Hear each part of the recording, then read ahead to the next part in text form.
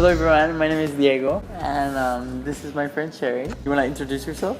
Hello everyone, my name is Sherry King. I'm a disability advocate in the Washington, D.C. metropolitan area.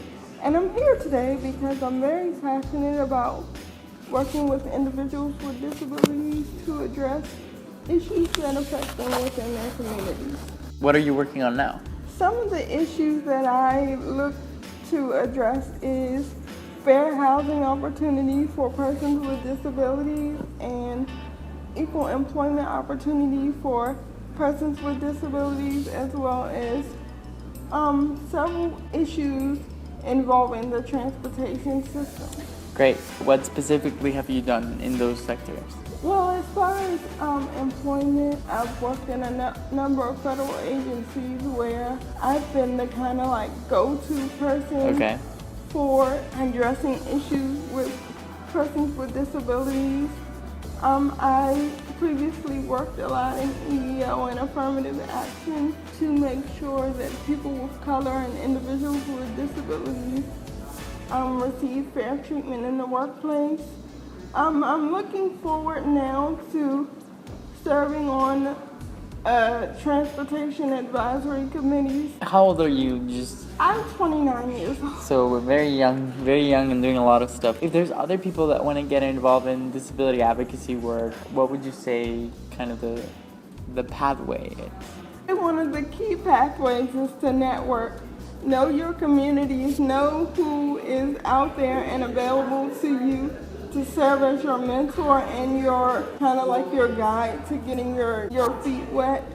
I always stress inclusion too, so I try to incorporate myself into groups with people who do not have disabilities. And I would suggest you go in to those groups and see or serve on a board or a committee or whatever and say, who do you have on your committee that looks like me?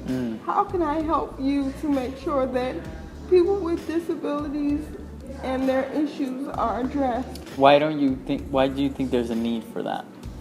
Because I think that people lack sensitivity when dealing with individuals with disabilities. And do you think that's true for the disability community as well? Like, do you think we're segregated in a way? Yes, a lot of us, because of our disabilities, we don't have the motivation to go out and participate in the community. These groups because we're often afraid or intimidated. For me, it's about self-worth.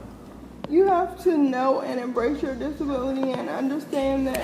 Yes, disability pride. That's great. I find that individuals without disabilities, they don't take it upon themselves when they encounter us to educate themselves about our issues. Yes, discussions are great, conversations are great, being on boards are great, but like, what is it that you're tangibly doing? What is the actual physical change that you're seeing when you're doing your advocacy work? Well, I'm very well versed in a lot of disability related issues, and on top of that, I have a master's degree which allows me to go out into the world and actually facilitate training.